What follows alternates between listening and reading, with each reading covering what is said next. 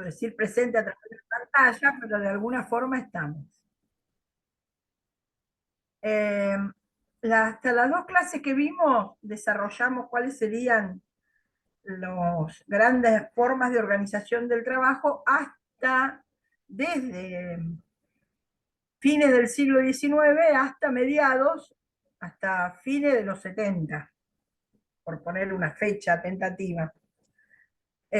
¿Por qué vemos las grandes formas de organización del trabajo? Justamente para tener una idea cuáles son las exigencias, los requisitos, los requerimientos que esas grandes formas de organización del trabajo le plantean a los trabajadores, no solo en términos físicos, como vamos a ver también, como hemos visto a partir de recordar el concepto de alienación en Marx, hay toda una carga subjetiva que mezclamos con el trabajo y que vamos a desarrollar en estas dos clases, la de hoy y la próxima, a partir de desarrollar el tema de trabajo y subjetividad. Esto cuando uno dice subjetividad, por poner un concepto operativo, digamos, para darnos cuenta de qué hablamos cuando hablamos de subjetividad, ¿verdad? La palabra subjetividad evocaría nuestra calidad de sujetos, nuestra calidad de sujeto, el que hace y el que dice, el que predica, ¿no? Cuando estudiamos la gramática, sujeto y predicado, el que predica y el que actúa, el sujeto.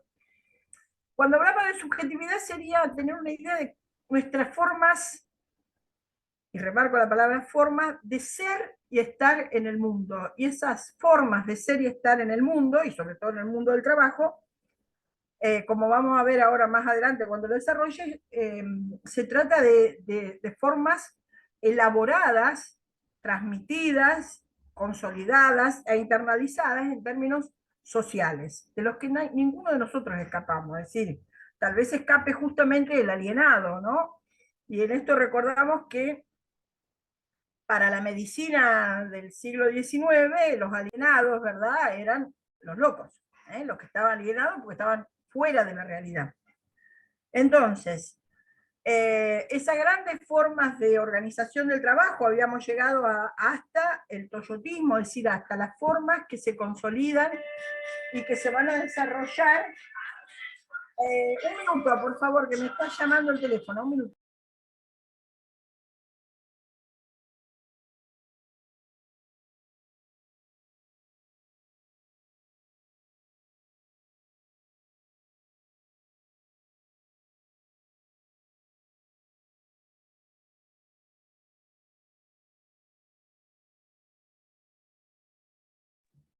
Disculpen, atendí, si no, no hubiera atendido, pero atendí porque era Silvia Hielo, y digo, ¿qué le pasa a Silvia? Que justamente está relacionada con este curso. No, todo bien. Entonces, decía que estaba hablando de subjetividad. Esta forma de ser y estar en el mundo, es decir, de lo que nos emociona, y es algo compartido, es algo común, que va más allá del sentido común. En realidad el sentido común es un reservorio de emociones y de significados que no tiene mucho asidero científico. Cuando yo inauguraba mis clases en teoría sociológica, siempre les decía a los alumnos de primer año de la Facultad de Ciencia Política, no importa la carrera en que estuvieran, que la ciencia destruye el sentido común. Si hay algo que va contra el sentido común, es la ciencia. Lo cual no quiere decir que el sentido común no registre algunas cuestiones que vienen del campo científico. Entonces, hacia los años 80 habíamos llegado nosotros al modelo del toyotismo. Paralelamente, a partir de ahí, y va con mucha fuerza en los años 90, estamos hablando de 1990, aparece un nuevo paradigma organizacional, al cual, por ponerle un nombre, se le llama modelo managerial o discurso managerial, entendiendo por la palabra managerial, en realidad es un anglicismo, ¿verdad? Porque viene en inglés, management sería la gestión, el gerenciamiento, la organización. Entonces, este nuevo paradigma managerial, vamos a la próxima, tiene determinadas condiciones, y va a acompañar, va a ser el discurso sobre el cual se van a desarrollar un nuevo paradigma organizacional, un nuevo paradigma de empresa, un nuevo paradigma sociotécnico, decimos nosotros en Sociología del Trabajo, porque une lo social, yo iría más allá, lo social, lo individual y lo técnico, y hablamos entonces de nuevas N, F, O, G y T. Ven ahí, serían nuevas formas de organización y gestión del trabajo. Esas nuevas formas de organización y gestión del trabajo van más allá del taylorismo, del fordismo, y acompañan al toyotismo en realidad, pero van más allá, es decir, porque es una forma de organizar gestionando a la empresa y a los trabajadores, otorgándole un nuevo lugar en la empresa. O desarrollando un nuevo concepto del recurso, entre comillas, humano. ¿Por qué recurso humano? Porque, fíjense, no se puede, la palabra recurso humano equipararía a los seres humanos con cualquier otro elemento, herramienta o recurso que usa la empresa, y no es así. Es un recurso muy especial el recurso humano. Entonces, es a partir de los fines de la década del 80 y durante todos los 90 hacia adelante, aparecen políticas empresariales conocidas como management de la cultura de la empresa, que sería el gerenciamiento en base a la cultura de la empresa, o se conoce también en la literatura que se refiere a la organización empresarial como discurso managerial. ¿Cuál es la filosofía de estas nuevas formas de organización y gestión del trabajo? Que van a ser eje en la concepción, eje en la idea de gestión. Gestión como la forma en que tengo de hacer y andar las cosas. Y esa idea de gestión va a atravesar a todos los estamentos de la planta jerárquico-funcional. O sea, cuando decimos jerárquico-funcional nos referimos a las jerarquías, en base a la cual está organizada la empresa, el organigrama, pero también a las funciones que realizan cada uno de esos trabajadores. Pero esto, ¿verdad? Este nuevo paradigma sociotécnico tiene una base muy fuerte en profundas, diría yo, no una, son varias, profundas transformaciones que se dan en el campo, el campo de los desarrollos científico-tecnológicos que van a impactar de lleno en lo que es la gestión del trabajo, cómo se organiza el trabajo, cómo se explotan los recursos humanos, ¿verdad? A partir de estas nuevas formas de organización y gestión del trabajo. La próxima, Lu. ¿Cuáles son esas profundas transformaciones que sufre, venían esas transformaciones, como ustedes van a ver, no es que nos surgen de un día para otro, pero van a coincidir, decimos que hay un efecto sinérgico, una con otras, es como que se contagian unas con otras y se potencian, en la década del 80 y del 90. Ya venían, algunas estaban asomando en los 70, pero digamos, en el 80 y 90 van a ser puestas en obra, decimos, puestas en práctica. La primera de ellas, de esas transformaciones, que atraviesa todo el mundo desarrollado y también los que no somos tan desarrollados, son los avances que se dan en el campo de la informática y de la cibernética. La informática ya venía trabajando desde hacía mucho, pero fíjense con las tarjetas perforadas de IBM, etc. Pero ahora aparece algo que es un desarrollo, ¿verdad?, impresionante, cuando aparecen las personal computers. La computadora que ahora tenemos todos, las computadoras personales. Ya no son esos grandes instalaciones tipo IBM que tenían todos los bancos, que tenían que tener una temperatura determinada, que perforaban las tarjetas, que luego había que manejar el lenguaje COBOL, etc. Ya no, ¿verdad? Ahora es computadoras personales. Y por eso dice, si ustedes leen en la diapositiva, avances en la informática, es decir, en la forma de procesar los datos, que ahora se van a digitalizar, y la cibernética. ¿Por qué? ¿Qué es la cibernética? La cibernética alude a la forma en que se comunican las máquinas entre sí. Y a partir de las personal computer, de nuestras PC, comienzan a comunicarse, ¿verdad?, las computadoras personales de unas a otras. Y luego van a aparecer las grandes redes, de las cuales el máximo paradigma es la Internet, para que esa comunicación entre máquinas y el cambio, la transformación que desarrolla en el campo de la comunicación, y sobre todo la comunicación social, sea algo realmente revolucionario. Ahora bien, ¿cómo afecta este avance de la informática y la cibernética al mundo del trabajo? Primero, porque esos avances en la informática se van a aplicar a las máquinas herramientas. Es decir, van a comenzar a aparecer los tornos y las fresadoras, tornos a control numérico computarizado. Y eso significa también una revolución en ese mundo. Ya deja de ser la necesidad, digamos, estoy hablando de grandes empresas, de contar con personal, con mano de obra altamente calificada, como debía ser un tornero universal, que supiera hacer una pieza manejando el torno, sino que ahora, cargándole un programa a la máquina herramienta lo desarrolla, va a hacer esa pieza sola. Así que de aquel trabajador altamente calificado, altamente hábil con sus manos, con su mente, pasamos a un trabajador diferente. Pasamos a alguien que tiene que saber leer lenguaje computarizado, tiene que saber representarse en su mente, ¿verdad? Funciones trigonométricas, tiene que saber programar esas máquinas. Con el tiempo, el desarrollo todavía va a ser más liviana la cosa, y va a necesitar programadores que estén en una consola, y esa consola va a mandar los distintos programas necesarios a cada una de las máquinas de herramienta, control numérico computarizado, y allí el trabajador lo que tiene que saber es controlar cómo se está desarrollando el programa y cargar cada programa cuando le toque.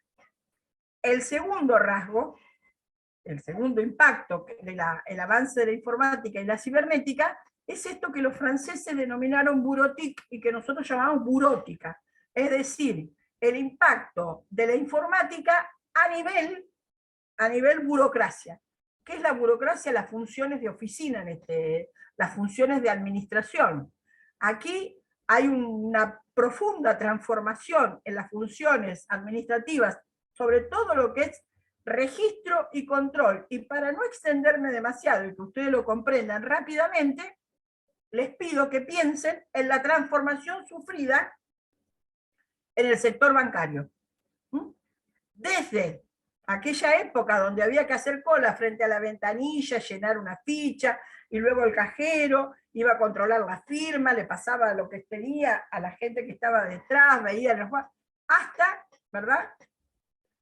No voy a hablar de cajero automático, ya eso está hasta el home banking o hasta una aplicación en un teléfono celular. Es decir, todos aquellos estamentos de trabajadores en bancos, seguros, administración pública, que se dedicaban al registro de las operaciones y al control de las mismas, han sido eliminados. Es decir, no es que los echaron directamente, los que estaban habrán pasado a cumplir otras funciones y se fueron jubilando y ya no se renovaron. En ese sentido, esas nuevas tecnologías son lo que se llamaba ahorradoras de mano de obra.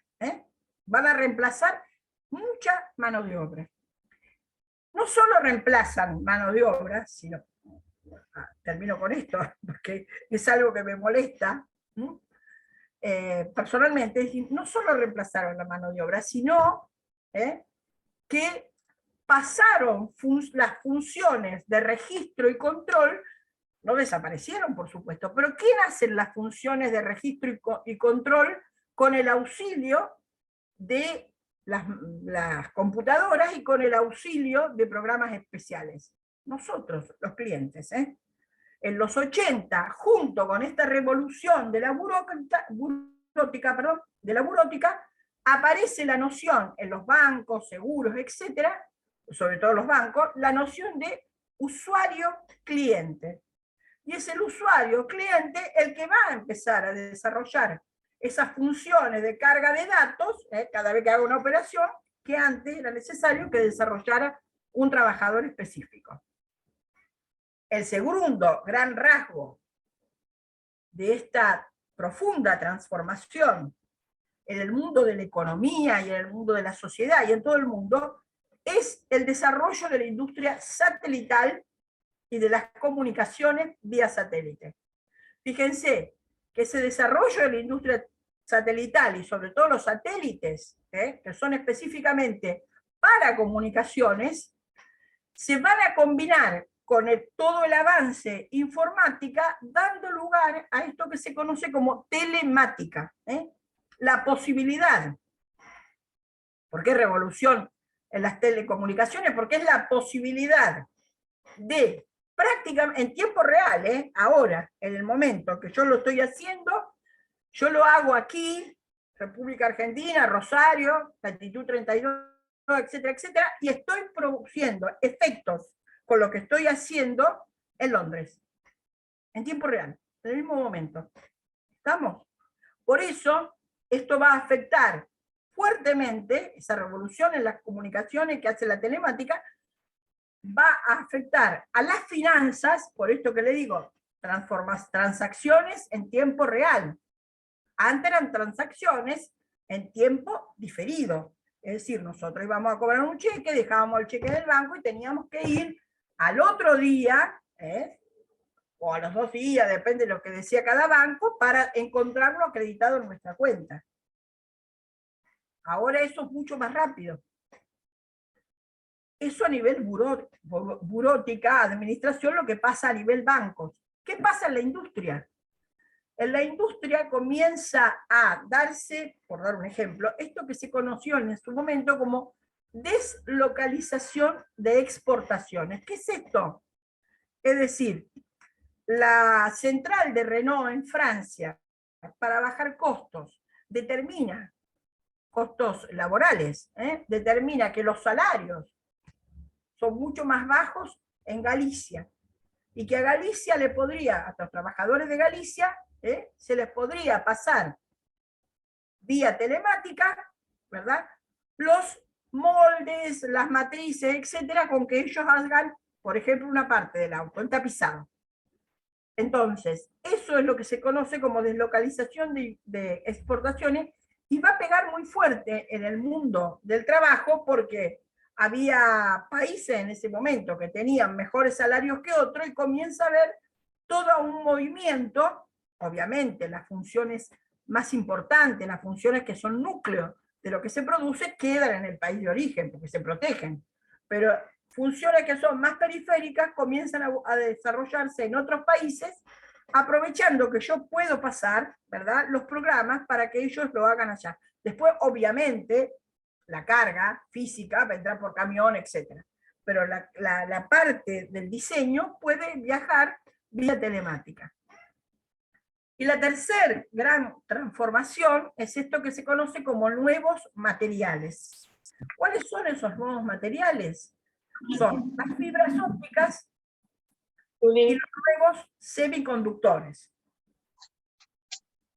No sé quién estaba hablando, quién pregunta algo. ¿Por qué la fibra óptica? De nuevo, esta idea de sinergia, de potenciación de una con otra, pega muy fuerte en esta revolución, en esta transformación que se hace a nivel de paradigma sociotécnico. Porque las fibras ópticas, a diferencia del cobre, ¿verdad?, que eran los cables de cobre que llevaban las comunicaciones, teóricamente pueden transportar un número de datos infinitos simultáneamente, cosa que no ocurría con otros materiales. ¿Estamos? Entonces, son estas 3 grandes transformaciones, seguramente habrá alguna que no he tomado en cuenta, pero me parece que son las 3 más importantes, que van a posibilitar un cambio muy profundo en la organización de las empresas. Vamos a la próxima. ¿Cómo van a repercutir estos cambios en las empresas? Algunos ya se lo he comentado, pero a nivel, si miramos de una forma sistémica, es decir, si miramos a la empresa como sistema, vamos a ver que se refuerza el carácter organizacional La organización penetra esta idea de organización, pero ¿organización para qué? Para buscar mayor flexibilidad, la palabra que aparece nuevamente, en la producción. ¿Por qué mayor flexibilidad en la producción? Porque las máquinas herramientas, sobre todo tomando como ejemplo la automotriz, las automotrices, la máquina herramienta típicas del paradigma sociotécnico anterior eran máquinas que podían producir gran cantidad de elementos, de piezas, siempre, pero siempre del mismo tipo de pieza. Y luego, para producir otra pieza, necesitaban ser reprogramadas, cambiada la matriz, etc. Con la cibernética y con los control numérico computarizado, esto no es así. Es decir, ¿se acuerdan cuando, por tomar una frase paradigmática, es decir, una frase de Henry Ford, que acá tienen que operar como una especie de exageración, pero es para que uno lo tenga en claro? Cuando Henry Ford decía, usted pídame el Ford T del color que quiera, siempre que sea negro. ¿Por qué? Porque estaba todo estandarizado, estaba con esa organización rígida en cuanto a la posibilidad de cambiar de modelos. Al punto tal que Henry Ford tiene un grave problema familiar, ¿verdad?, con su hijo, y para colmo después, a raíz de los disgustos, se le achacaba que fallece el hijo de Ford antes que Ford, digamos, porque su hijo, junto con el gerente de producción de la Ford, que era un señor que se llamaba Sloan, le marca que llega un momento que el mercado del Ford T se agota. Ya la General Motors comienza a dominar el mercado porque, ¿verdad?, a competirle. Entonces, le dice Sloan, el señor, mire, sería muy interesante cada 2 o 3 años cambiar un poco el modelo, cosa que se hace hoy año tras año, ¿verdad? Casi todos los años, o mandan otro auto con otro nombre, y bueno. Esa idea, Ford no la acepta en absoluto, pese a que su hijo le pide por favor que lo tome, y Sloan se va, y se va a la General Motors. Y la General Motors sí hace esa política y pasa al frente a las ventas, es decir, cambiar el modelo cada 2 o 3 años. Bien.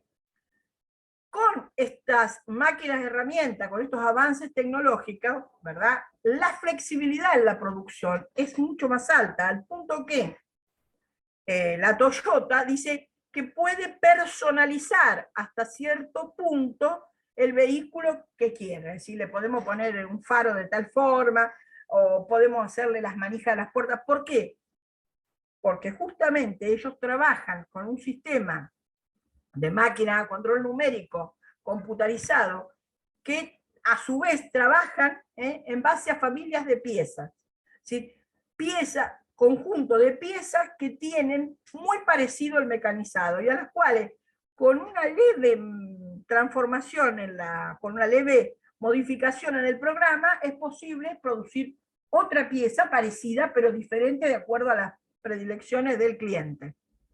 Entonces, ahora, ¿verdad?, con este cambio, con estas transformaciones sociotécnicas, la mayor parte de las empresas salen a competir mostrando flexibilidad en su producción, es decir, que pueden adaptar su producción a distintas demandas. Es en ese contexto donde surge esto que queremos desarrollar hoy, que es la teoría managerial, que va a proponer, en este contexto, insisto, teniendo en cuenta las transformaciones que hemos hablado, la teoría managerial va a decir, ya no es la fuerza de trabajo lo que le da valor a las distintas mercancías. En realidad, ya no se trata del valor trabajo, sino que la fuente de valor es el conocimiento.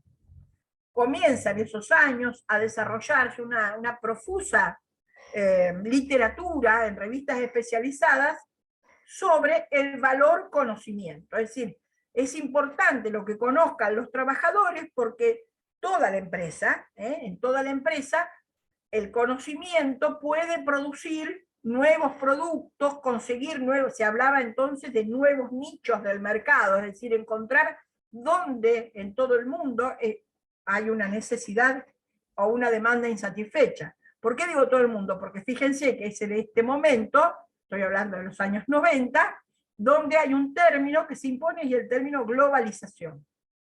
Ya no hay fronteras para los mercados, son mercados globales.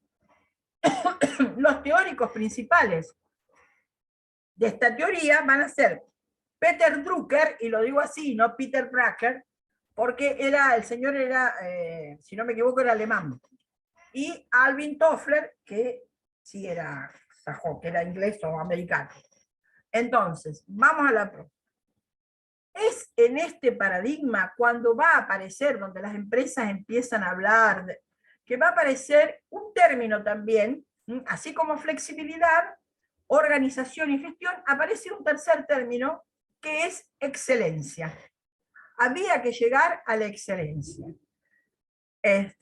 Vincent Golejac, que es un sociólogo francés, va a analizar qué es esto de las nuevas formas de organización del trabajo y cómo cambia la organización de las empresas, y va a hablar de un modelo de empresa tradicional y un nuevo modelo. Es decir, aparece la idea de excelencia, aparece la idea de calidad total, ¿verdad? Aparecen las ISO, que son formas de alcanzar protocolos para alcanzar la calidad que deben cumplir las distintas empresas y que son certificadas por una entidad internacional que certifica que cada empresa los cumple. Entonces, Golejac, yo he tomado el Golejac para que a ustedes les quede claro, porque, ¿cómo es el cambio? Es decir, va a haber empresas, no todas las empresas cambian, ¿verdad? Depende del tamaño, depende de la dirección, pero mucho del tamaño también de la empresa, y depende del tipo de producción de cada empresa. Entonces, hay una empresa, Golejac nos dice, la empresa tradicional, está corrido managerial, iría abajo del nuevo modelo, disculpen, no me di cuenta de eso. Es empresa tradicional. Después se los corrijo y la mandamos bien. La empresa tradicional, que organiza a sus trabajadores en base a taylorismo, fordismo, y que tiene una estructura jerárquico-funcional de tipo piramidal, ¿verdad? Con una cabeza, con autoridad, pero no solo autoridad. Sube la autoridad, pero también sube hacia arriba, en esa pirámide, suben los niveles de autoridad, pero también suben los niveles de responsabilidad.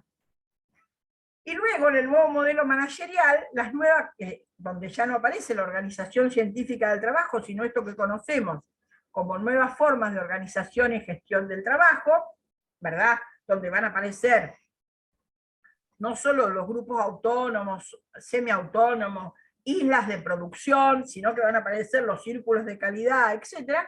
En estas nuevas formas de organización y gestión del trabajo, la empresa, la filosofía de la empresa está guiada sobre esta idea de programas de calidad total, ¿verdad? Que fue desarrollado en Japón por un señor que se llamaba Deming, y la idea ya no es de una organización piramidal, jerárquico-funcional piramidal, sino que aparece esta idea de estructura en red.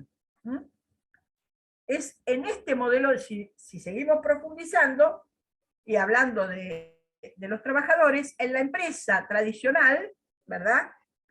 Cuando se habla de fuerza de trabajo, y muy importante para saber cómo se ubica la fuerza de trabajo en el proceso productivo, es esta noción de calificación.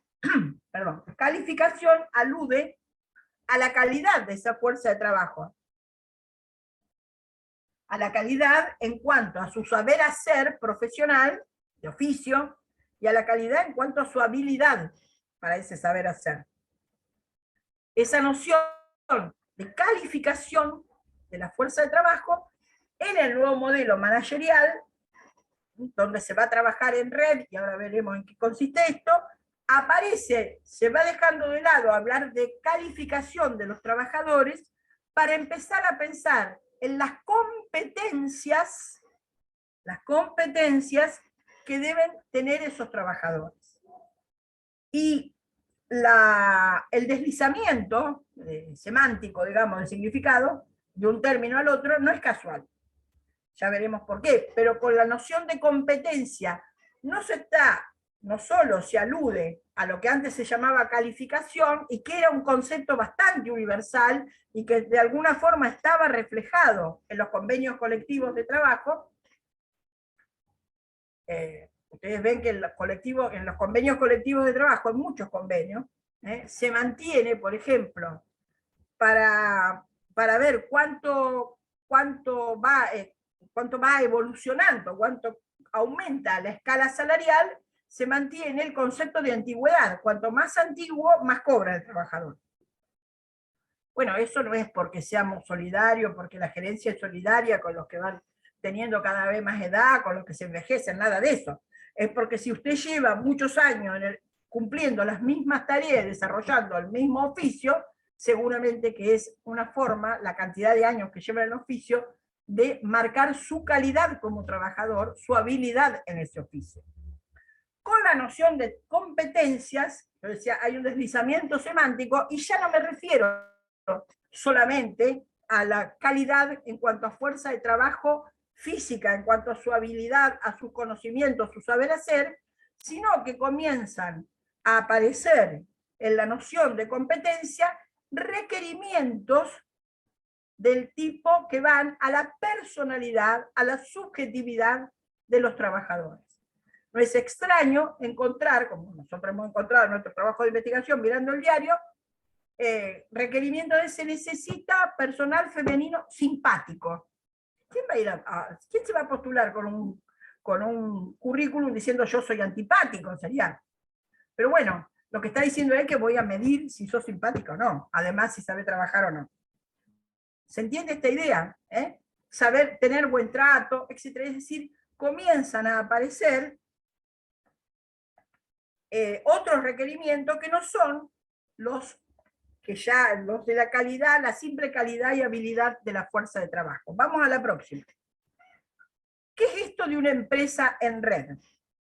¿Y qué es una empresa tradicional? Fíjense, en el primer dibujito tienen ustedes a la empresa tradicional, donde están una base de trabajadores que reportan a otros, ¿verdad? Que los supervisan, organizan y tienen autoridad sobre ellos, y eso a su vez reportan a otro que tiene autoridad sobre ellos, y hay un camino que las órdenes bajan, ¿verdad?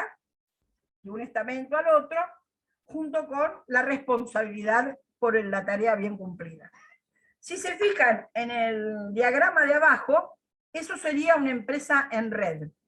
En realidad hay un objetivo común, ese objetivo común está más o menos bien, nunca está absolutamente bien definido, a partir de los valores y la filosofía de la empresa que cada uno debe conocer, y todos tienen que colaborar para ese objetivo común. Es decir, todos son responsables por lo que puede aportar cada uno a ese objetivo común, a lo que sea que se le pida.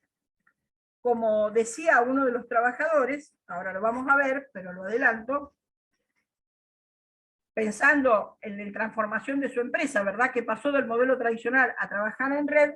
Yo antes, decía un señor que estaba un trabajador, un jefe que estaba en producción, yo antes tenía un jefe. Ahora tengo 14. ¿Por qué dice tengo 14? En este caso serían 2, 4, 6, 7. Porque tengo que responder a todos.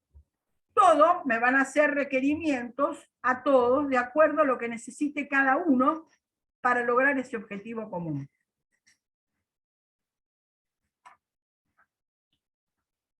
Vamos al próximo. Entonces, le decía yo, ese objetivo común ya no aparecen las órdenes, los famosos memorándum, los famosos programas de producción, sino que las órdenes van a ser reemplazadas por reglas, reglas generales, información y comunicación. Ahí aparece con fuerza el concepto de cultura empresarial. Esa cultura empresarial sostiene un proyecto, y en ese proyecto se determinan unos valores claves para la empresa, una ética determinada. Todo eso hace una plataforma común a todos los trabajadores de la empresa.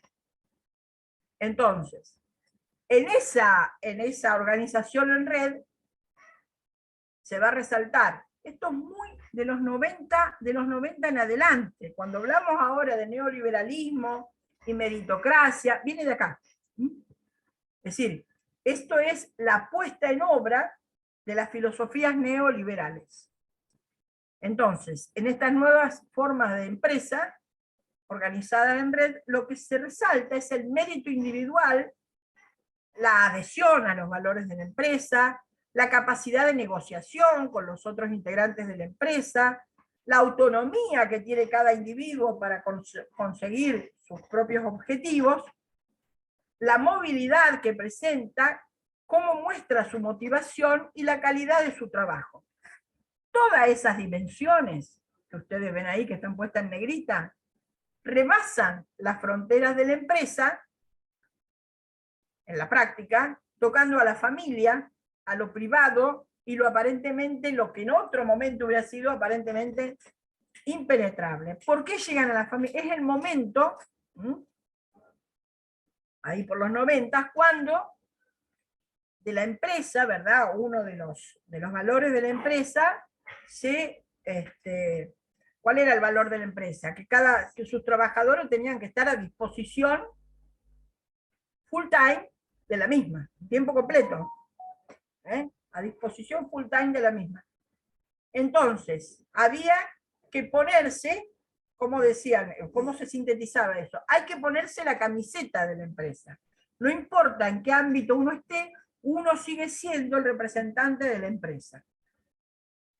¿Estamos?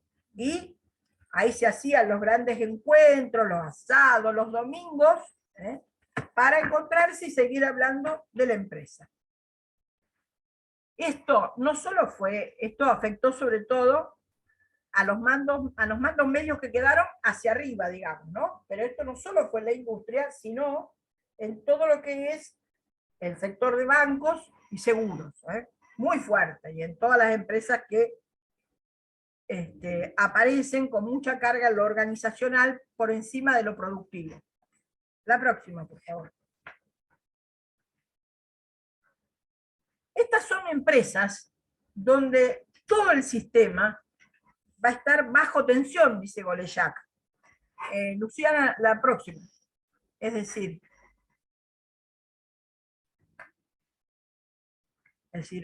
perdón, la anterior. Perdón, me equivoqué yo. La anterior, las consecuencias. Uno más atrás, más atrás, más atrás. No, más abajo. Números más chicos. Estoy yendo para atrás, pero... A la 8, más o menos. ¿A cuál? 8. Para que no vean el número. Sigo mientras. Es decir, ¿cuáles van a ser las consecuencias de la forma de organizar las empresas? Con esta idea de meritocracia, de trabajo en red, de responder continuamente a todas las demandas que aparezcan desde distintos sectores de la empresa y que afectan al sector en que está cada uno. Las consecuencias van a ser, esas. El sufrimiento en el trabajo, y está subrayado porque es una categoría que vamos a desarrollar, espero que hoy, si no mañana, es una categoría, el sufrimiento del trabajo, es una categoría, más allá de que expresa la aparición de malestares diversos, sufrimiento en el trabajo es una categoría que va a trabajar la psicopatología y la psicodinámica del trabajo específicamente, ¿verdad? Entonces, allí aparece, fíjense, el sufrimiento del trabajo y la internalización, es como que tomo como propio las exigencias, como exigencias propias aquello que me exige la empresa. Y Golejac nos dice que lo operacional va a absorber toda la energía. Estamos continuamente trabajando, viendo cómo solucionamos esas exigencias que hemos internalizado, y nos impide tomar distancia la distancia necesaria para poder ver si hay otras maneras de funcionar. Es decir, es como que estamos tan metidos continuamente en el trabajo, dentro y fuera del trabajo, que no hay un lugar donde podamos tomar un minuto para reflexionar, y esto lo voy a retomar para explicarlo mejor desde la psicodinámica del trabajo, para si habría otra posibilidad de funcionar más eficiente, más eficaz y que me provocara menos malestar. Es decir, ¿de dónde proviene este sufrimiento en el trabajo? ¿En qué podemos, este malestar, de qué proviene? Proviene de que es un sentimiento de acoso permanente. Sentimiento de acoso, como que estoy absolutamente demandado y perseguido cada minuto en que estoy en la empresa y aún fuera de la empresa. Y como bien dice Golejac, ese sentimiento de acoso no es causado por perversos acosadores, como se suele creer. Si hay acoso es porque hay un acosador, dice él, sino por la presión misma que se encuentran las personas que trabajan en estas formas de organización del trabajo. ¿Por qué? Porque en esta organización del trabajo todos se convierten en acosadores y acosados. ¿Por qué? Porque están atrapados por la urgencia, por la tensión de la cultura del alto rendimiento, esto que yo le digo, la meritocracia, el mérito personal, en una carrera del siempre más, y entonces uno se encuentra bajo tensión y pone a los demás bajo tensión. Vamos al próximo. Como ellos dicen, todo el sistema está bajo tensión. Y para soportar de esto, dice, algunos explotan, enloquecen, y otros se vuelven hiperactivos. Lo que se descubrió es que los que se vuelven hiperactivos, que nunca paran, que están siempre en movimiento, es que es una forma de depresión encubierta. Si por algo se detiene esa hiperactividad, caen en la depresión. Entonces, ¿por qué? Porque en la filosofía de la empresa el trabajo se va a concebir ahora, y esto es lo que se inculca, esto es lo que hay que internalizar, como una ocasión, como una oportunidad para realizar realizar aspiraciones personales, para conocerse uno mismo gracias a los desafíos, lo leo, que plantea una dirección de recursos humanos que exige la excelencia permanente, la entrega total y la disposición a arriesgarse. Este concepto, esta filosofía, yo le decía, viene del neoliberalismo, de implícita en las formas de empresas que proponen el neoliberalismo, está muy emparentada, muy cercana a esto de cómo se concibe el trabajo dentro de la empresa, con cómo se concibe el trabajo fuera de la empresa. Si quedaste fuera de la empresa, ahí tenés la oportunidad y la ocasión para realizar tus aspiraciones personales a través de un emprendimiento. Es decir, aparece la noción de emprendedurismo, de emprendimiento, es decir, como alguna vez escuchamos a algunos gobernantes nuestros, después de 2016, 2015, 2016, por ahí, cuando nos decían, bueno, pero ahora te quedaste sin trabajo, cerró la pyme, ¿qué tal ahora hay oportunidad de hacer cerveza artesanal o piloto de dron? Bueno, digo porque no está lejos de lo que... Esto no es pura teoría, es una teoría sobre la realidad. En este tipo de empresa, entonces, acuérdense que la organización, no tengo un jefe que me baje una orden, sino que tengo compañeros que están en el mismo nivel que yo, pero que todos me realizan demanda y a los cuales yo también demando. Entonces, lo que va a decir Golejac, que en este tipo de empresas los trabajadores están más aislados, porque cada cual debe resolver lo que debe hacer dentro de la empresa, debe encontrar su lugar en la empresa. Y desde allí demandar a los demás para realizar los propósitos de la empresa desde el lugar que él se construyó dentro de la empresa. Entonces, en este sentido, y aparece en ese momento esta idea que se da en algunos bancos, por ejemplo, de que allá por los años 90, no sé si todavía siguen algunos, de que las distintas sucursales de los bancos competían entre sí para ver quién rendía más, quién tenía más clientes, quién conseguía los mejores, y trataban de robarse dentro del mismo banco los mejores clientes. Aparece la noción de competencia entre los trabajadores. Por eso van a estar, como bien dice ahí, más aislados y más expuestos que nunca. Aislado porque compito, no colaboro. Y en realidad hay que colaborar porque el trabajo sigue siendo colectivo. No es producto de uno solo, es producto del esfuerzo colectivo. Sin embargo, al competir, y eso se da también, les quería decir, no solo en los bancos, entre los distintos sucursales de los bancos, aparece esta idea que las distintas secciones de la empresa se tratan a sí mismas bajo la idea de proveedor y cliente, como que uno le vende al otro y el otro, bueno.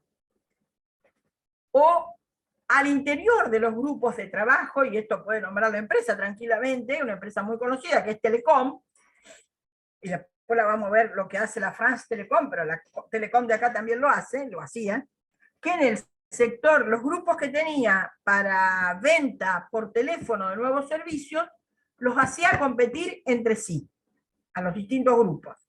Y les ponía un premio de acuerdo a los negocios que hiciera cada grupo. Pero les ponía además un estándar.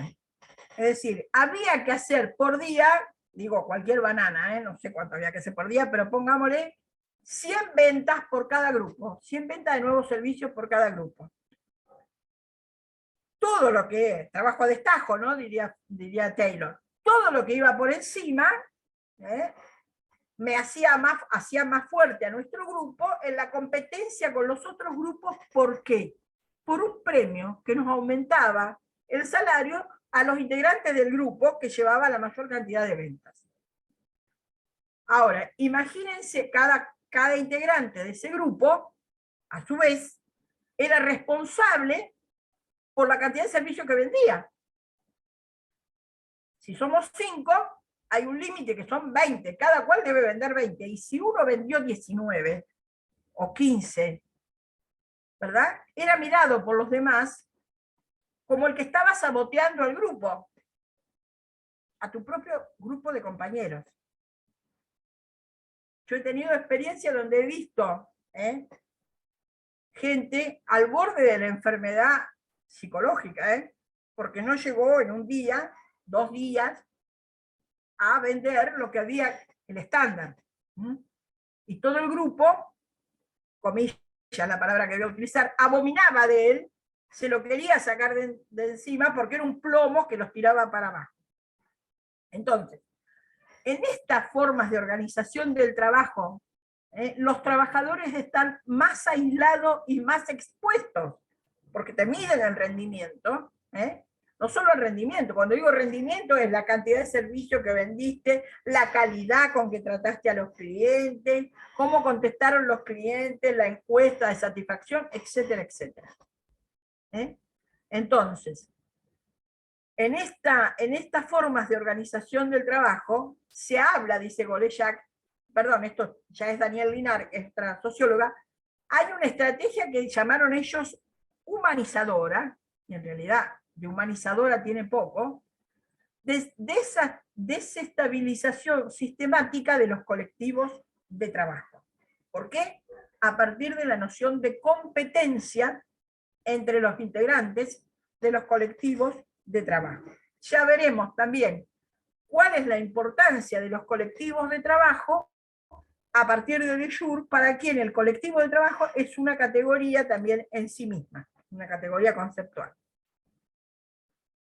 A nivel, vamos a la próxima, a nivel, esto ya no es Golejac, estas son las críticas que sobre las nuevas formas de organización y gestión del trabajo va a realizar una muy interesante socióloga francesa, cuyo nombre es Daniel Linard. Entonces dice, a nivel jerarquía directiva de la empresa, siempre el colectivo de trabajo, el colectivo que colabora entre sí, que es solidario entre sí, representa una amenaza, para la perpetuación del orden social que quieren instaurar en la empresa.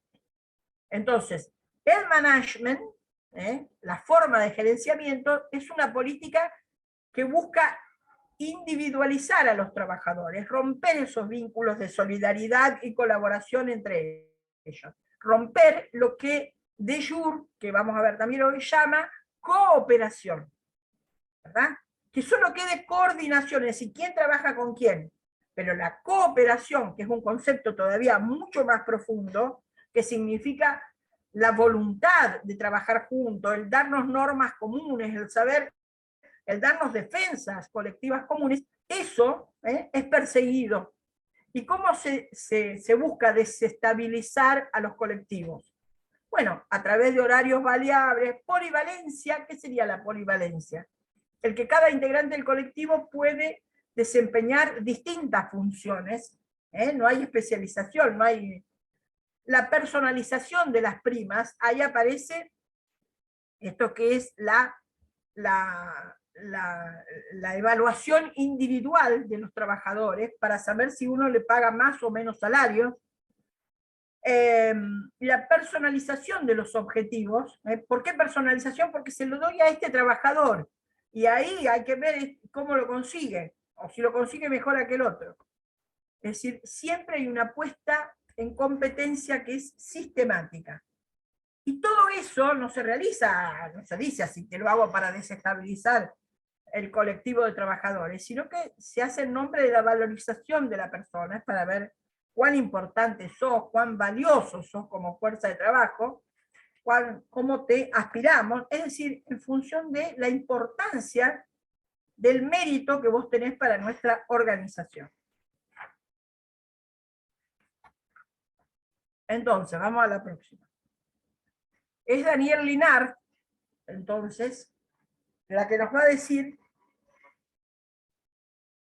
en este contexto, con estas exigencias, a los trabajadores le toca individualmente y en función de los objetivos que les son asignados, conseguir el uso más eficaz de uno mismo. Es como que uno mismo se autoexplota, no solo desde el punto de vista del esfuerzo físico y mental, sino también de la carga psíquica del trabajo, es decir, cuán bien lo estoy realizando, las dudas que me planteo a mí mismo, etc.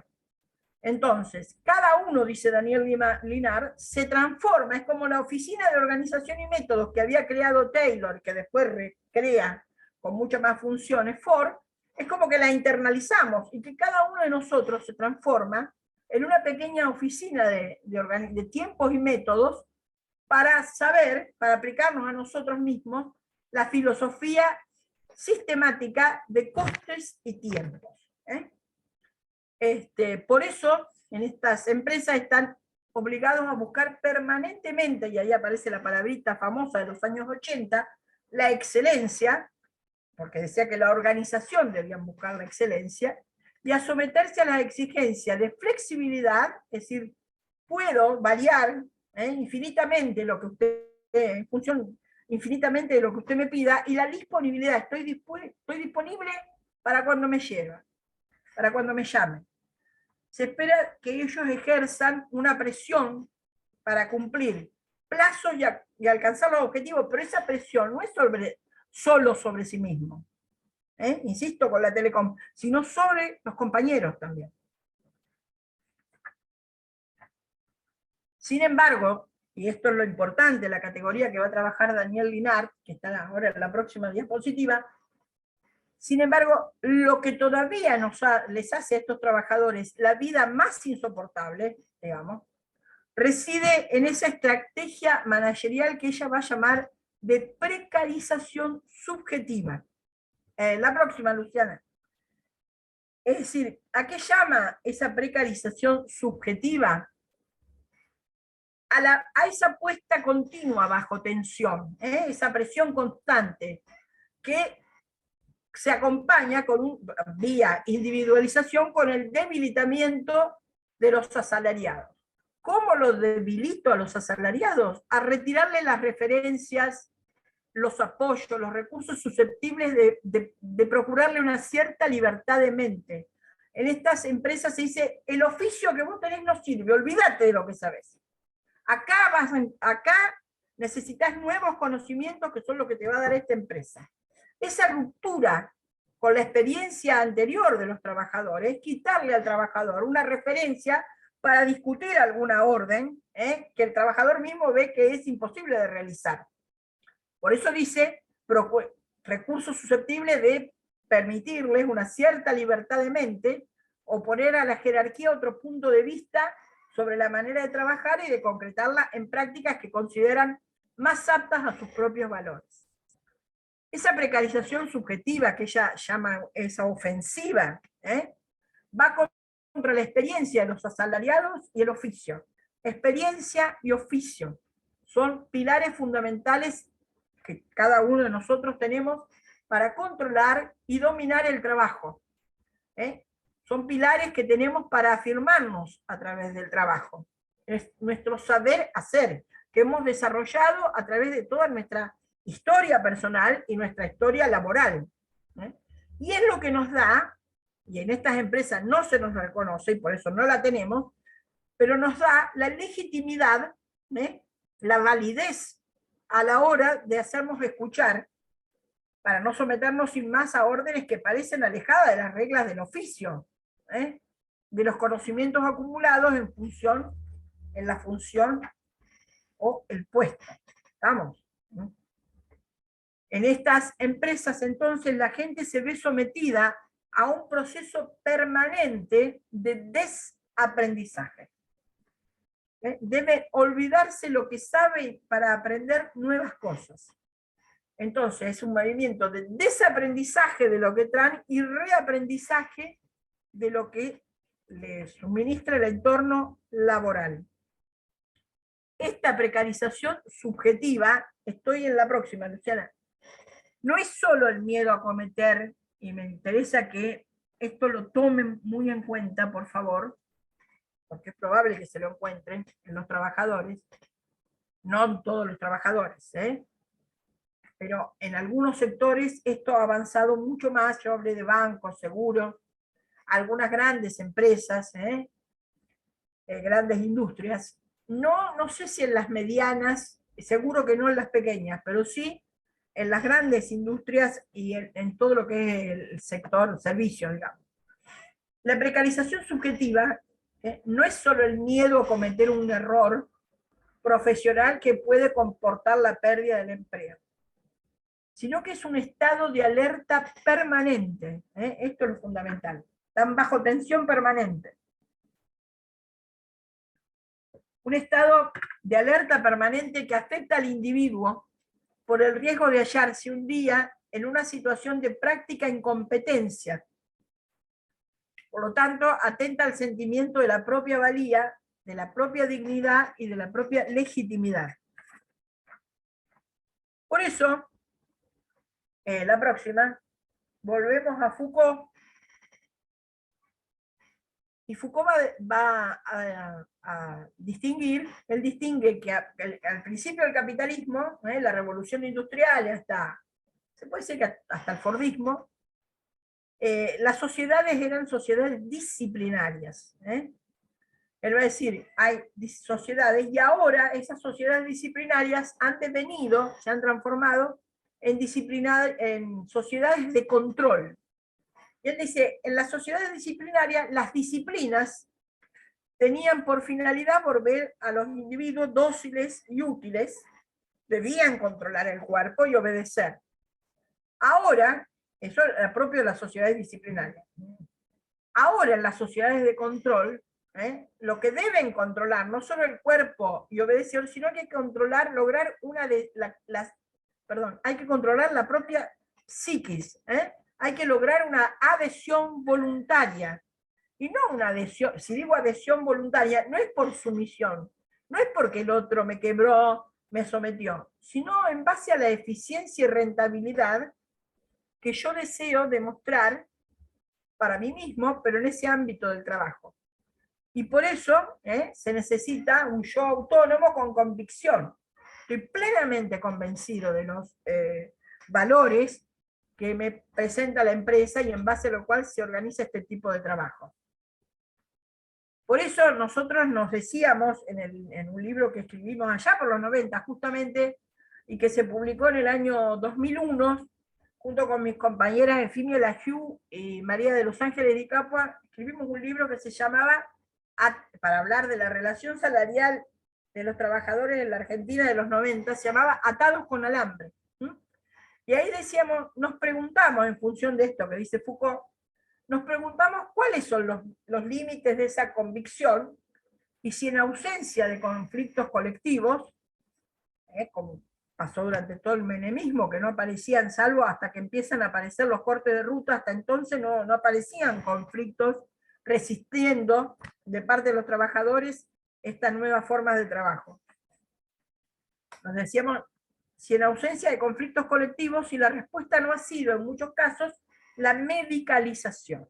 Es decir, si en muchos casos los trabajadores, no pudiendo elaborar un movimiento colectivo de resistencia, no han recurrido a lo que vamos a ver ahora con de Jure, a una resistencia de tipo, a una defensa de tipo individual, y generalmente, dice de Jure, las defensas individuales pasan generalmente por las adicciones, aunque más no sea a la automedicación. Bien, si son 8 menos cuarto, si a ustedes les parece, paramos 10 minutos y nos volvemos a encontrar. ¿Puede ser? Sí, profesora. No te Bueno. escucho. Bueno. Bueno, gracias. Perfecto. Sí. Bárbaro. Ok, ok. Gracias.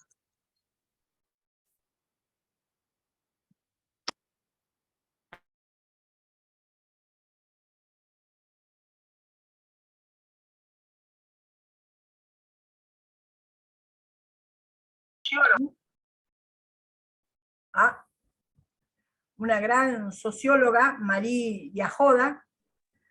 La señora que está abajo con la mano en la pera es Daniel Linart. Al lado está Susana Murillo. Abajo Silvia Bleichmar. Y el señor de anteojos y una gran cabellera es de Jure, Christophe de Jure. Entonces vamos a esta idea de trabajo, cómo el trabajo modela, afecta, incide, requiere, exige, demanda, aprovecha nuestra subjetividad. Vamos a la primera, Lu. La primera es un párrafo de Sigmund Freud que nos ubica, anterior a esa, que nos ubica en el tema. ¿Qué dice Freud en este párrafo? Freud dice, ninguna otra técnica de conducción de la vida liga al individuo tan firmemente a la realidad como la insistencia en el trabajo, que al menos lo inserta de forma segura en un fragmento de la realidad, a saber, la comunidad humana. Y luego agrega, la posibilidad de desplazar sobre el trabajo profesional y sobre los vínculos humanos que en él se enlazan una considerable medida de componentes libidinosos, narcisistas, agresivos y hasta eróticos, le confieren un valor que no le va a la saga a su carácter indispensable para afianzar y justificar la vida en sociedad. Entonces, dos cuestiones aquí. Una del primer párrafo, fíjense que Sigmund o cualquier otro psiquiatra y psicoanalista y psicólogo va a diferenciar, ¿verdad?, el estado de psicosis como el estado de cualquiera de nosotros cuando pierde la noción de realidad. Hay una ruptura entre el sujeto y la realidad en que vive. Justamente él va a decir que ninguna otra técnica de conducción de la vida nos inserta tanto en la realidad como el trabajo. Por lo menos en un fragmento de la realidad, a saber, la comunidad humana. Y ahí engancha con el segundo párrafo, donde nos dice, ¿verdad?, que es a través del trabajo como nuestra psiquis se expresa, se desarrolla, como en el trabajo uno enlaza estos componentes que él llama libidinoso, no libido, nuestra energía de vida, ¿verdad?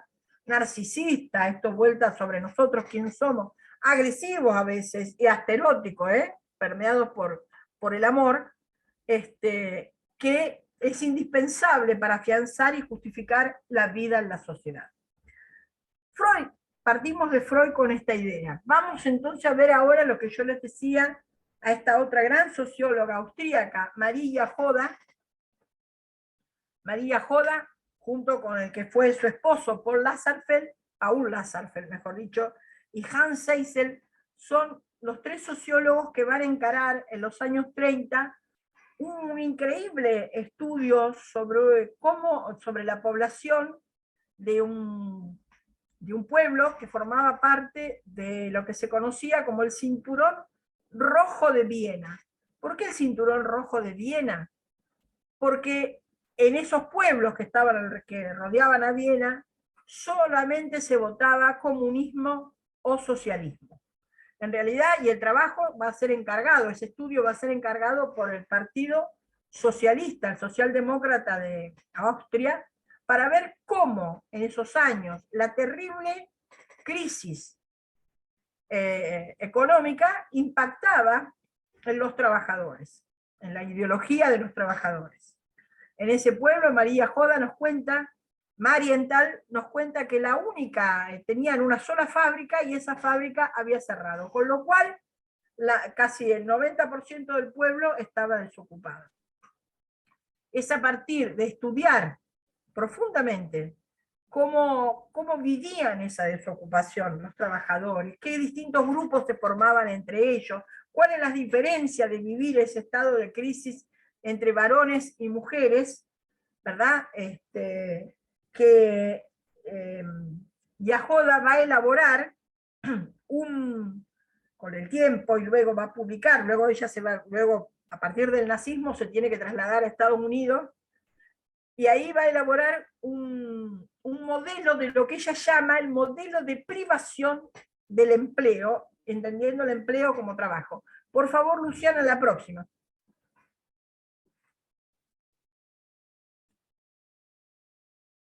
No, la anterior.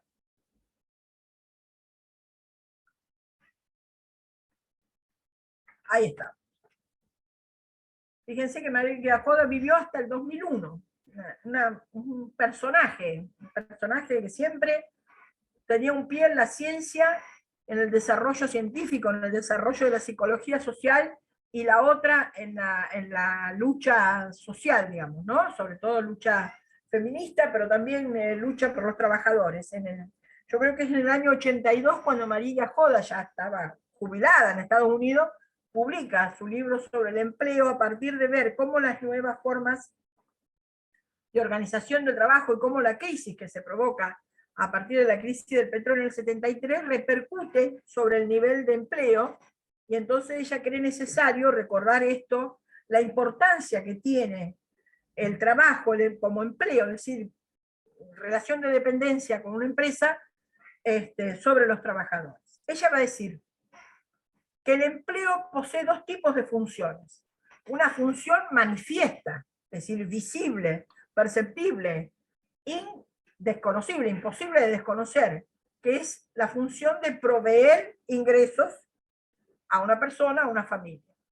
Y va a tener también, y esto es lo que ella va a comenzar a percibir en Marienthal, funciones latentes, funciones que no están manifiestas, pero que operan.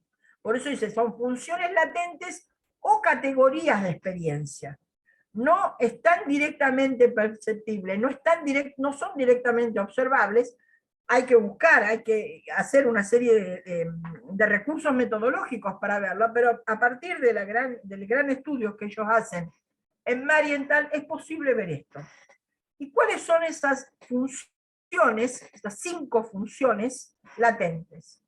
La primera es que a partir de nuestro empleo, de nuestro trabajo, ella habla de empleo, yo voy a extender la noción a trabajo también, obtenemos, cada uno de nosotros internaliza, se nos impone una estructura temporal.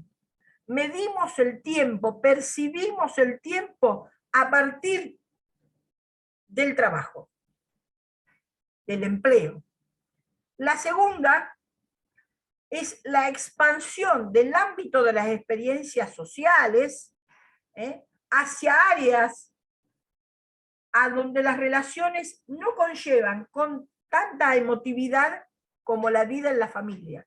Es decir, el trabajo nos proporciona, entablamos a partir de nuestro empleo relaciones con otros que no están cargadas, pueden estar cargadas de afecto, de emotividad, pero no tan cargadas y tan determinadas como son en la familia. La tercera es que a partir del empleo logramos, obtenemos la participación en los objetivos y los esfuerzos colectivos. Y esta es muy importante, y ya la había de alguna forma ya un sociólogo anterior, un sociólogo que va a fallecer, bueno, en 1917, uno de los padres fundadores de la sociología, como es Émile Durkheim, en Francia, ya cuando él reflexiona sobre la división del trabajo, cuando la división del trabajo no produce solidaridad, las formas anormales de la división del trabajo, él le llama formas anormales o patológicas de la división del trabajo, una de ellas, la forma anómica, tiene, es decir, tiene un aspecto que tiene que ver con esto. Él dice, a partir de nuestro trabajo, cada uno de nosotros sabe cómo se inserta en la sociedad. Pero cuando a partir de la anomia, es decir, no existen reglas, no nos podemos ubicar, a partir de la superespecialización del trabajo que produce la máquina, el maquinismo, se pierde esa visión de a dónde va a parar mi trabajo. ¿Por qué se pierde? Porque si estoy súper especializado trabajando o produciendo durante todo el día un tornillo o ajustando durante todo el día en la cinta de montaje un bulón, difícilmente pueda yo entender dónde va a parar mi trabajo. Entonces, Durkheim dice, es imposible que esa persona sea solidaria, ¿no? Solidaria en el sentido de sentirse partícipe de la sociedad. María Joda nos dice que es a partir del empleo donde cada uno de nosotros sentimos que participamos en los objetivos y los esfuerzos colectivos de toda la sociedad. Vieron que generalmente hay una frase que repite el peronismo, pero que se repite, el trabajo dignifica. ¿Qué quiere decir eso? ¿Qué es esto de dignificar? Si uno busca etimológicamente la palabra digno, o dignidad, dignidad está relacionada con el mérito que alguien tiene para algo. En el caso del trabajo, el trabajo digno, trabajo que dignifica, el trabajo asegura y muestra el mérito que cada uno de nosotros tiene para participar en esta sociedad, para ser parte de esta sociedad, para no ser excluidos de esta sociedad. La cuarta de las funciones es que a partir del trabajo, y esto sí es fácil de percibir, se nos asigna un estatus, es decir, una posición social, pero además cada uno de nosotros desarrolla una identidad, y esto va a ser trabajado por de jure posteriormente, nos asigna una identidad en función de ese trabajo, de ese empleo.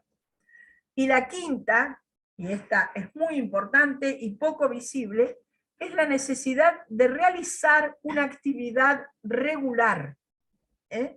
Tenemos una necesidad cada uno de nosotros, y esta es nuestra subjetividad. Así nos ha criado y creado el capitalismo.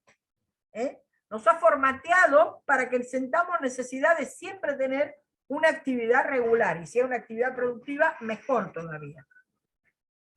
Entonces, estas van a ser el aporte que hace Yajoda, y que a mí me parece muy interesante, porque nos está hablando sí cómo afecta el trabajo nuestra subjetividad. para terminar el relato sobre Yehoda, cuando ellos, el estudio que realizan en Marienthal, los deja pensando, elaborando distintas hipótesis. Una de esas hipótesis era que aparentemente estos trabajadores que formaban parte del cinturón rojo, nada menos, que rodeaba a Viena, estaban manifestando intereses propios contrarios a sus intereses objetivos como clase. Es decir, decían estos trabajadores que estaban desocupados, cuya situación no era responsabilidad propia, digamos, decían, acá lo que se necesita es una mano fuerte que venga y ponga orden, porque la verdad es que son toda una manga de vagos. Años después, 1 o 2 años después, cuando Hitler anexa Austria, Alemania, y entra triunfalmente en Austria, todos van a aplaudirlo. Todos van a aplaudirlo. Le cubren de flores el trayecto que va a realizar. ¿Estamos? Cualquier parecido con la realidad no es casualidad. Entonces, la próxima. De nuestra gran admirada y amiga Susana Murillo, en la otra, hemos seleccionado un párrafo donde ella explica, en términos operativos, la anterior, Luciana, ¿qué decimos cuando hablamos de subjetividad? Ella dice, ¿de qué estamos hablando cuando decimos subjetividad? En términos prácticos, digamos, en términos operacionales. Y ella dice, un actuar y un sufrir con otros que sedimenta, que se va sedimentando en nuestro interior en vivencias de carácter antepredicativo, es decir, antes de que actuemos. Y esas vivencias pueden leerse en los gestos, en las miradas, en las disposiciones del cuerpo, en los dolores inexplicables, en alegrías incomprensibles, en los tránsitos incomprensibles porque no son racionales. Si de repente me pongo contenta porque escuché algo, pero ¿por qué a mí me tiene que poner contenta? Y sin embargo, me pone contenta. En los tránsitos habituales por espacios amigables o la evitación de espacios vividos como peligrosos. Pero ese nivel prereflexivo, es decir, anterior a la reflexión, está presente en toda vivencia de la existencia. Es la condición humana, dice ella, pasible de ser puesta en palabras. Y de nuestra admirada Sylvia Bleichmann, una gran psicoanalista, grande, a nivel internacional, que falleció creo que en el 2004, 2008. La próxima. Sylvia Bleichmann, una gran psicoanalista, nos dice, sin embargo, que la producción de subjetividad, un término que han usado casi continuamente psicólogos y antropólogos, ella dice, no es un concepto psicoanalítico, es un concepto sociológico. ¿Por qué? Porque hay una producción social de subjetividad. Es la producción del modo en el cual las sociedades determinan las formas con las cuales se constituyen sujetos plausibles de integrarse a los sistemas que le otorgan un lugar. No somos, es decir, estamos integrados a la sociedad. De estar integrado a la sociedad en las formas en que actuamos. No decimos determinadas cosas en determinados ámbitos, ni hacemos. Ella dice, ¿qué se hubiera pensado en la Alemania del 39 si alguien quería guardar en su casa a una familia judía? El resto lo hubiera pensado, están todos locos, porque los judíos estaban perseguidos, y porque la producción de subjetividad en ese momento en Alemania había tomado al judaísmo como el chivo expiatorio de todo lo que sufría Alemania, que sufría mucho en ese momento. Pero lo que estaba sufriendo Alemania era producto, ¿verdad?, de la imposición al término de la Primera Guerra Mundial que le hicieron los que se consideraban vencedores de esa guerra, en el Tratado de Versalles. Pero no, ¿verdad?, que se va elaborando todo un sistema que busca, frente a la crisis y el sufrimiento masivo, un chivo expiatorio. Entonces, dice Bleichmann, la producción de subjetividad esa producción que hace la sociedad, de cómo debemos ser y estar en la sociedad, para no ser excluidos, para no ser perseguidos, para no ser encerrados. La producción de subjetividad hace un conjunto de elementos que van a producir un sujeto histórico, y esto es lo importante, potable socialmente, que no hay que rechazarlo, que puede andar por la sociedad. Y ella aclara que la producción de subjetividad no ocupa todo nuestro aparato psíquico, pero que es el lugar donde se articulan los enunciados sociales, aquellos que debemos hacer, ser y cómo debemos estar, respecto del yo, es decir, de cómo debemos ser.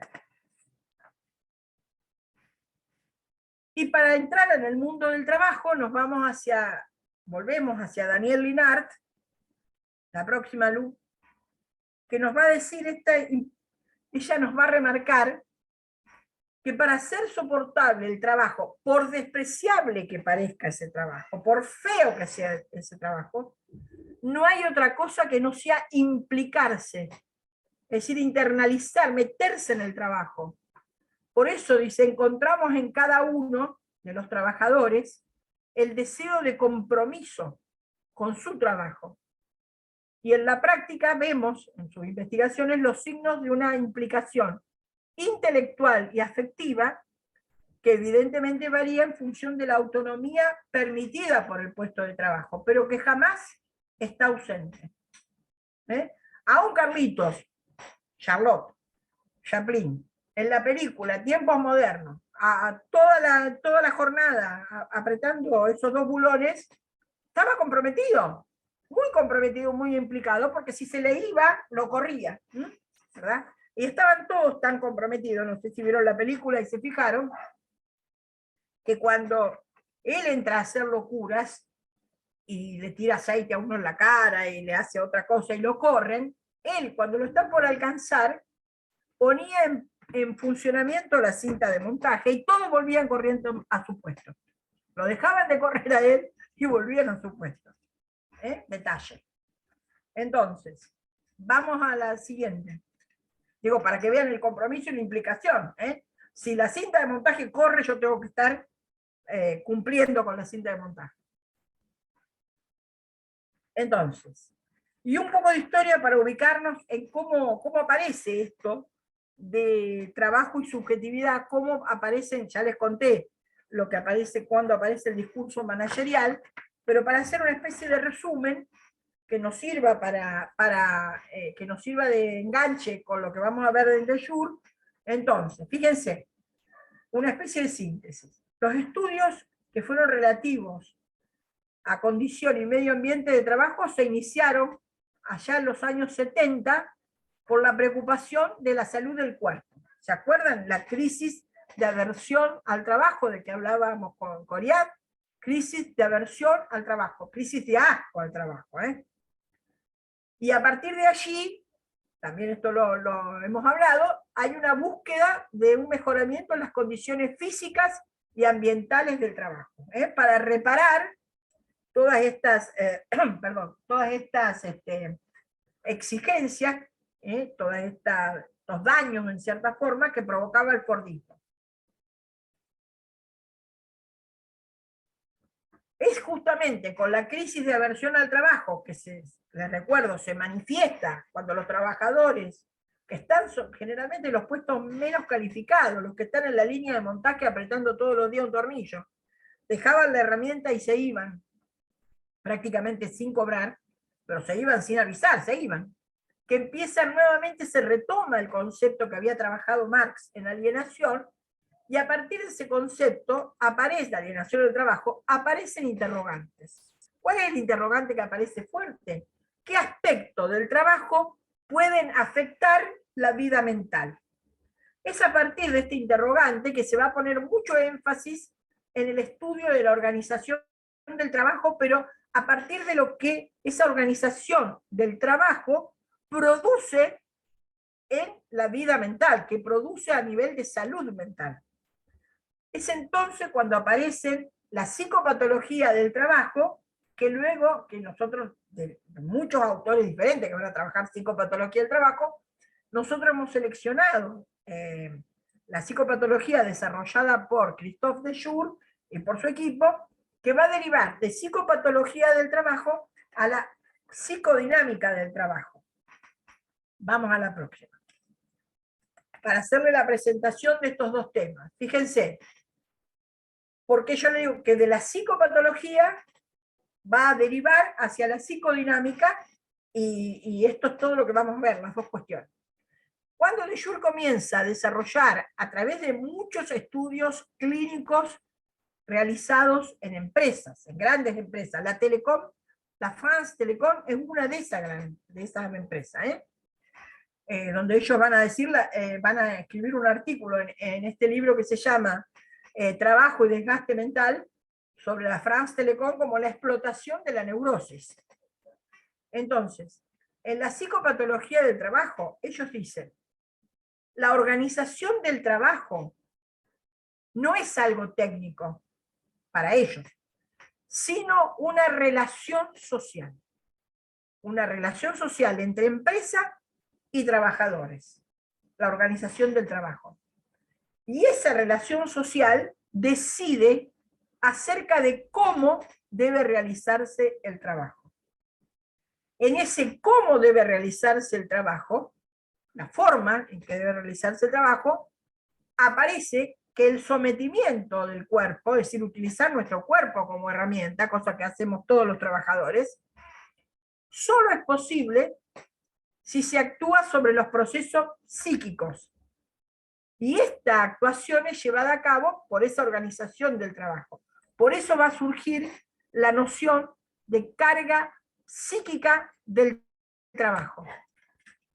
¿Sí? Lo que me demanda el trabajo, lo que me demanda en términos psíquicos, es ahí, relacionado con esta carga psíquica del trabajo que vamos a desarrollar mañana, que aparece la noción de sufrimiento.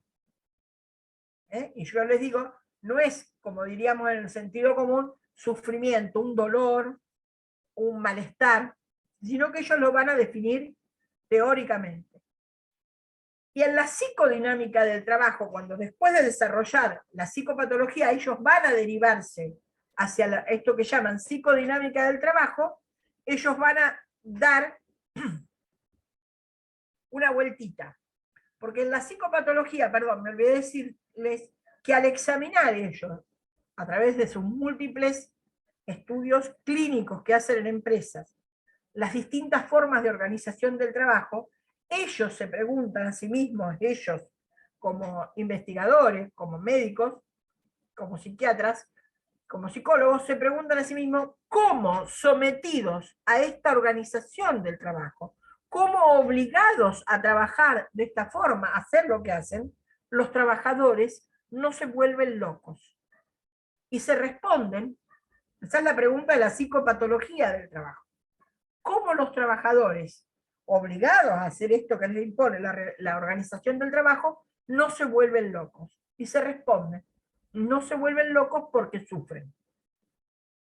Ya lo vamos a ver mañana. Cuando su teoría deriva hacia la psicodinámica del trabajo, ellos van a decir, para poder hablar del sometimiento de los cuerpos, es preciso primero analizar la alienación. Es ahí donde la organización del trabajo mediatiza la voluntad de un otro, el patrón, el amo, enfrentando los deseos y necesidades del trabajador. Pero ahí ya la pregunta no va a ser cómo los trabajadores no se vuelven locos, sino que el misterio, y esto lo vamos a ver mañana, el misterio, el enigma a resolver es cómo es esta normalidad sufriente. Ellos van a hablar de una normalidad sufriente, donde los trabajadores desarrollan y manejan de alguna forma su sufrimiento. Vamos a dejar aquí porque tendría que empezar con faltan 10 minutos en realidad. Debería empezar con la psicodinámica del trabajo y no voy a poder en 10 minutos y nos vamos a extender más. Nos vemos mañana. ¿Alguna pregunta en estos 10 minutos que quedan? No, por ahora no creo. Tenemos que pensar, tenemos que ver. No, por ahora. Bueno, bárbaro. Doctora, Entonces, ¿cómo dijo que se llama el libro? ¿cuál libro? Que citó, digamos, hace como unos 10 minutos el libro de trabajo, no alcancé a A ver, retenerlo. vamos a ver qué libro cité. Yo cité Atados con Alambre, ¿puede ser ese? Ah, bueno, puede ser ese. Atados con Alambre, en una época lo vendía la librería Laborde, ahora falleció Laborde, no sé si estará, pero cualquier cosa, si lo querés, veo si te lo consigo. Bueno, gracias, doctora. Nos vemos mañana. Mañana me decís si te interesa algo, ya después nos ponemos de acuerdo y vemos cómo hacemos, o algún capítulo, o algo que te interese, algún tema que te interese en particular. ¿Ok? Bueno, muchas gracias. Sí, No, para gracias. Doctora, buenas noches, doctora. noche. Le hago una consulta. Sí, cómo no. Sí, de un concepto que nombró al principio de la clase, que no me quedó muy claro, lo que es la deslocalización de las exportaciones. Algo que se producía. Sí, mirá, suponete Sí. la fábrica de Ford, pensamos en la Ford, estado en Detroit, era una fábrica, Corea dice, Ford no confiaba en el mercado. ¿Por qué? Porque producía todos los elementos que iban al auto, que podía, lo producía en la fábrica. Hasta llegó a comprar plantaciones de caucho en Brasil para los neumáticos, pero todo se producía en la fábrica, todo lo que podía. Eso se llama una fábrica integrada.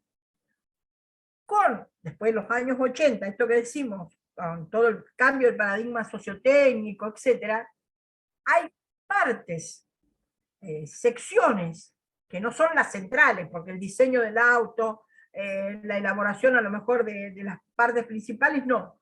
Pero el tapizado o cosas así, las empresas las comienzan a producir, suponete, vamos a hablar del Renault. El Renault se fabrica, suponete, en determinado lugar de Francia, ¿no es cierto? Pero una parte de esa producción, una parte, el tapizado de los autos, con el diseño de los asientos de Renault, etcétera, se pasa al norte de España, a Galicia. Y eso lo facilita el hecho de tener vía telemática, vía comunicaciones desde las computadoras, la posibilidad de pasarle todo lo que son los moldes, las matrices, etcétera, para que las desarrollen allí. Luego, obviamente, toda esa producción de tapizado, de tapicería, va a ir vía carga, irá en tren o en camión, vuelve a Francia. Pero lo que es el diseño y la elaboración se hace en otro país. A eso se llamó deslocalización de exportaciones. Perfecto, muchas gracias. No, bien, mañana nos vemos. Hasta Chao. luego. Hasta mañana, gracias, doctora. Gracias. Gracias. Chao, hasta mañana. Chau, chau. Hasta mañana. Chao.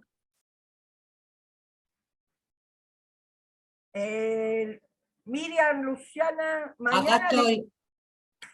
mañana mando Acá tengo la cámara. de los que mandé hoy, voy a ver cuánto más puedo dar. Yo pensé que iba a dar más, pero Bueno, a o lo sea que mejor mañana no. continuamos con este. Mañana continuamos con este. Mañana Perfecto. será la última. ¿Con quién tengo que hablar? Con Silvia para ver cómo vamos a hacer después, o después le decimos el trabajo que tienen que hacer o algo de eso. Sí, lo tenés que coordinar con Silvia. Bueno, listo. Dale. Dale, Normita, nos vemos mañana. Un Mañana a abrazo. lo mejor te mando uno más para completar, pero no creo que dé más. Bueno, Para más. Dale, nos vemos mañana. hasta mañana. Chao, gente. Chao, hasta Chao. mañana. Chao. Chao.